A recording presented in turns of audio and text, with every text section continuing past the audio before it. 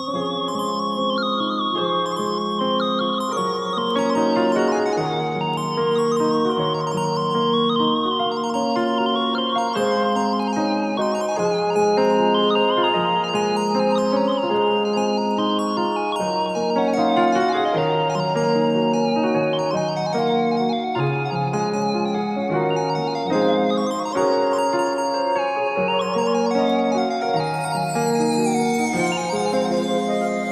gün yuva kuracağım, bir gün ana olacağım. Gülmese de sensiz üzüm olacaktır oğlum kızım.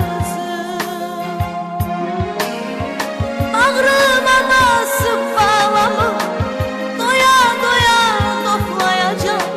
Menden layla isteseler bu nəğməni oxuyacağım.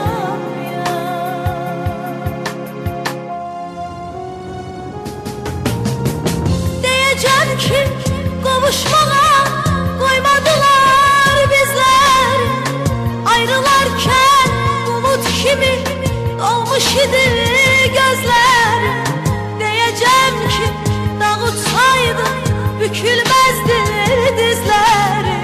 Ayrılık büktü belini, ah aldı elimden elimi. Ayrılık olacaktır oğlum kızım.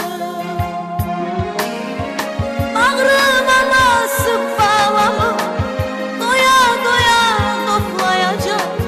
Menden layla isteseler bu nəğməni oxuyacağım ya.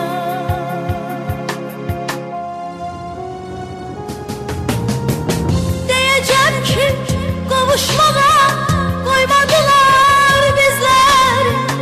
Ayrılarken bulut kimi dolmuş idi gözler. Diyeceğim ki dağıtsaydı bükülmezdi dizleri.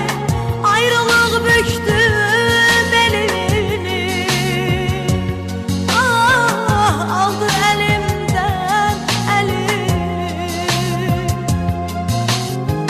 Ayrılık büktü belini, hey aldı elimden elimi. Ayrılarken bulut kimi dolmuştu gözleri. Diyeceğim ki ağlarken sevmişti o gözleri. Ayrılık büktü belini.